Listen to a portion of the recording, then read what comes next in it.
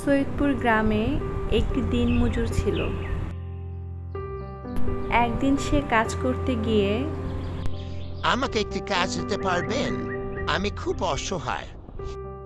আমার এখানে কোনো কাজ নেই, তুমি চলে যাও। এই কথাটি শুনে কৃষকটি এখান থেকে চলে গেল।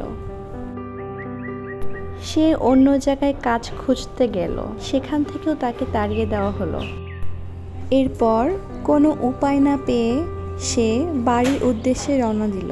সারাদিন কোনো কাজ খুঁজে পেলাম না, গিন্নির কাছে গিয়ে কি জবাব দিব? কি ব্যাপার, আজকে এত তাড়াতাড়ি আইসেন কেন? কোনো জায়গায় কাম খুঁজে পান নাই? সব জায়গায় তো কাম খুঁজলাম, কোনো জায়গায় তো খুঁজে পাইলাম না। এরপর তার ছোট মেয়ে মিতু মায়ের কাছে এসে বলল, মা, স্কুলে টাকা দিতে হইব, স্কুলে অনেক টাকা জমা হয়ে গেছে। তার বড় ছেলে রাজু এসে বলল, আব্বা, আমার মাস্টারে টাকা দেওয়া লাগবো। এখন কি করবা? পোলা মায়ের পড়াশোনা খরচ কেমনে দিবা? আমার কিছু জমানো টাকা আছে, শহরে নিয়ে যাও, নিয়ে যাইয়া কিছু করো, না হলে সংসার চলবো কেমন? তাইলে দাও, দেখি শহরে যে কিছু করতে পারে কিনা। পোলা মায়া নিয়া গ্রামে দেখা শুই না থাইকো। শহরে তো যাইতেছি, কি যে করুম, কই থাকমো, কি খামো, কেউ তো পরিচিত নাই।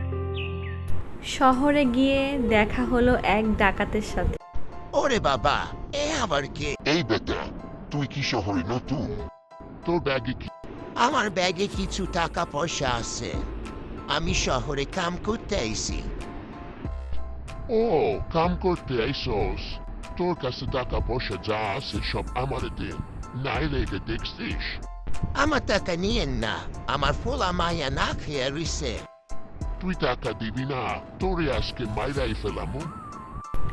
এইভাবে সমাজে কিছু মানুষ গরিব মানুষের টাকা কেড়ে নেয়। আজকের গল্পটি যদি আপনাদের কাছে ভালো লেগে থাকে তাহলে লাইক, কমেন্ট, শেয়ার করবেন এবং আমার চ্যানেলটিকে সাবস্ক্রাইব করতে ভুলবেন না।